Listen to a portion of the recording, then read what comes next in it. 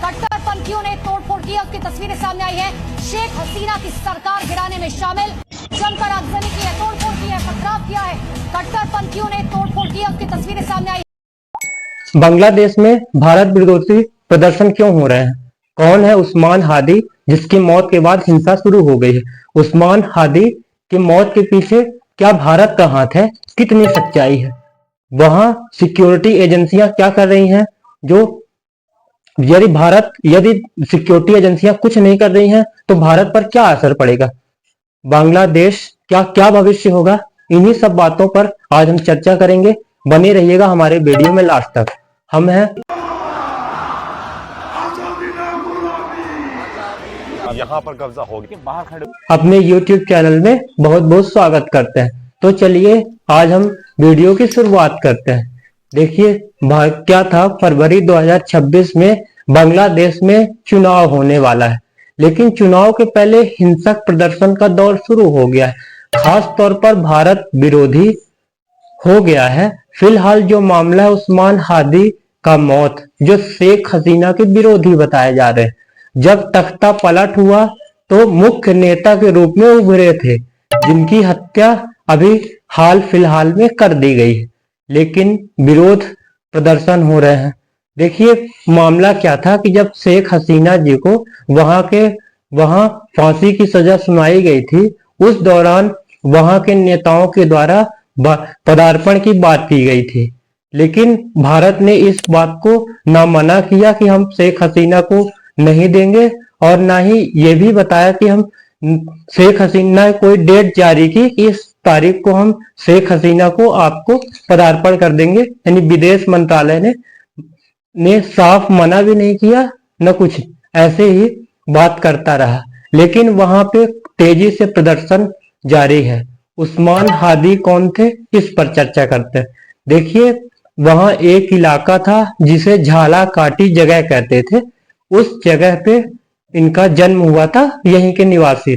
इनके पिता मदरसा में एक टीचर थे और वहां इमाम का काम करते थे। देखिए शेख हिसामी जो NS कामिल मदरसा के प्राइमरी विद्यालय में पढ़े, बाद में ढाका यूनिवर्सिटी में एडमिशन ले लिया। इन्होंने लगातार शेख हसीना के खिलाफ प्रदर्शन किया और एक अच्छा नेता बनकर उभरे। और उन्होंने एक पार्टी थी नेशनल सिटीजन पार्टी, उस पार्टी ने शामिल होने का इनको न्योता दिया, लेकिन इन्होंने इस पार्टी में शामिल होने से साफ मना कर दिया और इन्होंने इंकलाब मोर्चा नामक एक खुद की पार्टी बनाई और 8 सीटों में चुनाव लड़ने की बात कही थी। फिर क्या होता है, अभी इसी महीने की 12 तारीख को ई रिक्शा में जा रहे थे, अचानक मोटरसाइकिल से सवार 2 व्यक्ति आते हैं, उन्हें गोली मार के हत्या कर देते हैं।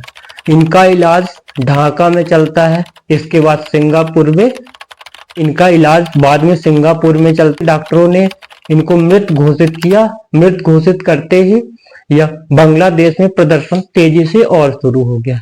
लेकिन प्रदर्शन का क्या कारण मृत्यु था?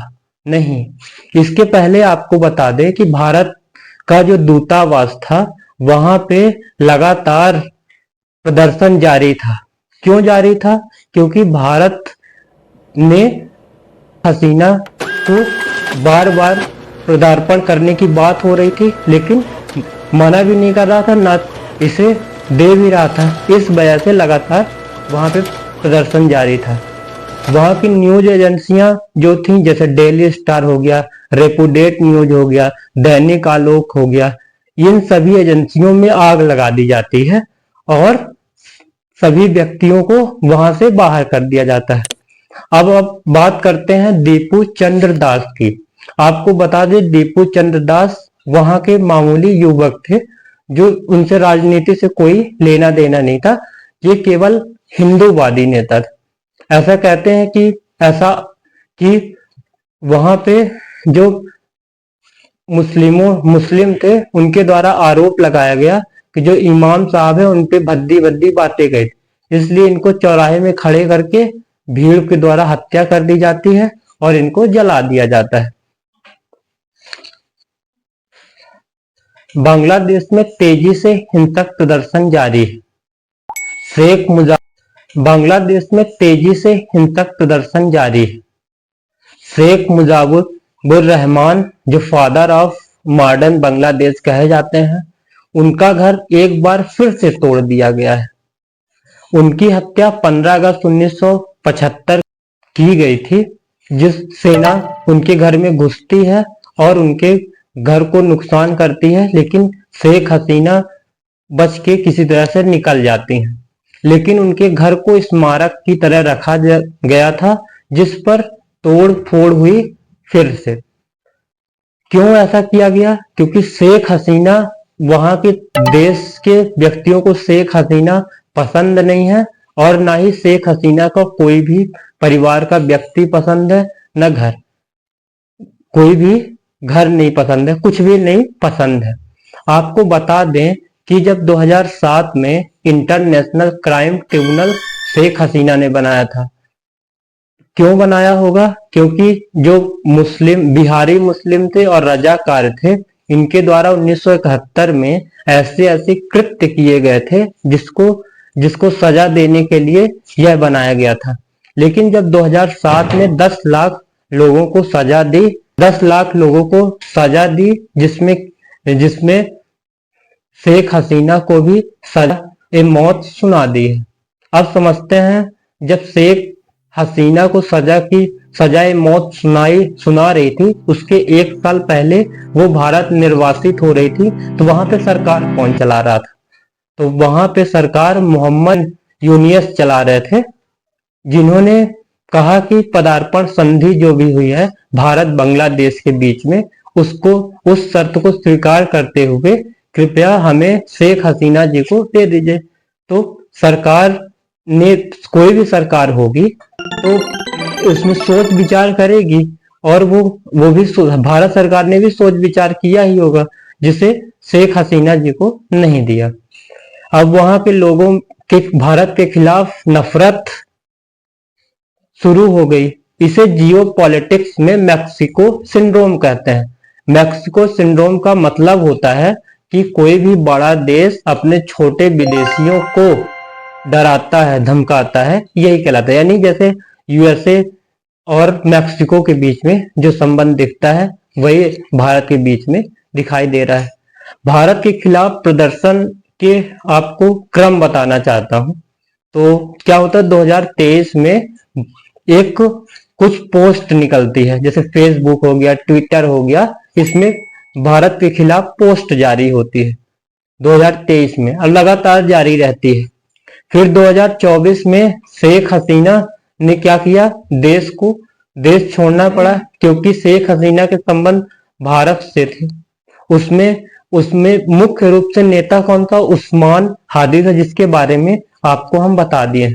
वह कह रहा था कि भारत जो है सांस्कृतिक साम्राज्यवाद प्रसार कर रहा है। सांस्कृतिक साम्राज्यवाद क्या होता है? सांस्कृतिक साम्राज्यवाद ये होता है, कोई भी विदेशी की संस्कृति हमारे देश में पलायन करती है। जैसे वर्तमान समय में अमेरिका की जीन्स भारत देश में आ गई है, उसका जीन्स अभी प्रयोग कर रहे हैं। ऐसे कोई भी संस्कृति हो सकती है, कोई भी त्योहार हो सकता है, इत्यादि हो सकता है। इसी उस्मान हादी ने एक ग्रेटर नागालैंड का नक्शा बनाया। इसमें भारत के नॉर्थ ईस्ट के 7 राज्यों को शामिल किया। इसमें म्यांमार का अराकान प्रोविंस को भी शामिल किया, और भारत के खिलाफ लगातार भाषण, और जैसे इसकी मृत्यु होती है, वहां के नेताओं द्वारा कहा जाता है कि ये जो भारत के ही आदमी थे जिसकी हत्या की है। क्यों ऐसा कह रहे होंगे? क्योंकि उन्हें लग रहा है कि भारत के खिलाफ प्रदर्शन को पकड़ लिया गया, एक व्यक्ति पकड़ से बाहर है, जो वहां की पूर्व प्रधानमंत्री शेख हसीना के करीबी बताया जा रहा है।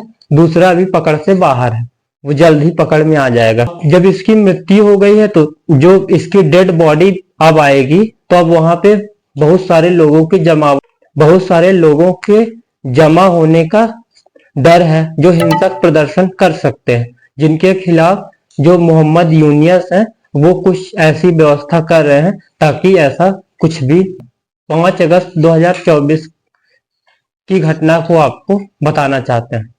देखिए 5 अगस्त 2024 को सरकार भंग हो जाती है। केयर टेकर सरकार के रूप में मोहम्मद यूनिस आ जाते हैं। उन्होंने बात की कि हम 1 वर्ष के अंदर हम चुनाव करा लेंगे, लेकिन उन्होंने ऐसा इसलिए माहौल बना दिया है ताकि शेख हसीना के खिलाफ जनता हो जाए और सारी सीटें हम आसानी से जीत सकें। पर्दे के पीछे जो दिख रहा है, जो एजेंसियां हैं वो भी यही दिखाने की कोशिश कर रही हैं कि पूरा देश एंटी हसीना है। देखिए जो बांग्लादेश है वहां पे 5 इंटेलिजेंस काम करती हैं। कौन कौन सी हैं? सबसे पहला है अमेरिका की इंटेलिजेंस, दूसरा है आईएसआई है, पाकिस्तान की इंटेलिजेंस, तीसरा है रसिया की, चौथा है भारत की, पांचवा है चाइना की। इनमें से पाकिस्तान की सबसे मजबूत जड़ें हैं और वो सबसे ज्यादा मजबूती से वो ध्यान दे रही है। यहाँ पे मुख्य रूप से 3 पार्टियां हैं। पहली है आवामी जो सेंट्रल टू लेफ्ट है, दूसरी है सेंट्रिस्ट राइट टू लेफ्ट है, और एक है जमात इस्लामी। जमात इस्लामी को 2008 में बैन कर दिया गया था, जो अंडरग्राउंड होके वहां पे आतंकवादी संगठन के रूप में काम करती है। यहाँ मुख्य रूप से 2 आतंकवादी ग्रुप काम करते हैं, जैसे है एक ग्रुप, दूसरा है अंसारुल्लाह ग्रुप। एक ग्रुप जो है वहां पे डराने धमकाने का काम कर रहा है। जैसे ही सरकार शेख हसीना की गिर गई है, जब से सेना का शासन आ गया है, तब से ये सारे आतंकवादी संगठन एक्टिव हो गए हैं। जैसे अंसारुल्लाह ग्रुप संगठन है वो बरेलवी विचारधारा पाकिस्तान से सहमत रहता है और बरेलवी विचारधारा अल-कायदा से संबंधित है। जब से ओसामा बिन लादेन की मृत्यु हो गई है तो ये खुद जो अल-कायदा है वहां पे रहा है। इसके अलावा हिफाजते इस्लामी ग्रुप है जो जमात को काउंटर कर देता है। ये क्या है? ये जो हिफाजत इस्लामी ग्रुप था ये खुद शेख हसीना के द्वारा बनाया गया ग्रुप था जो जमात इस्लामी को काउंटर कर। 2005 से 2024 तक सारी इंटेलिजेंस जो एजेंसियां थी क्या कर रही थी? क्या उनको जानकारी नहीं थी कि बांग्लादेश में क्या होने वाला है? नहीं है, ये सारी एजेंसियां शांत थी। लेकिन जैसे ही अमेरिका के राजदूत अब्रामली अचानक देश छोड़कर बाहर जाते हैं तब सारे एजेंसियों के कान खड़े हो जाते हैं। तभी से ये एजेंसियों ने पता किया तो कुछ होने वाला है। लेकिन 2024 में जैसे ही सरकार गिरती है ये समझ में आता है कि अब पूरी तरह अब नई सरकार आने वाली है या फिर नए सिरे से वोट होने वाला है। आगे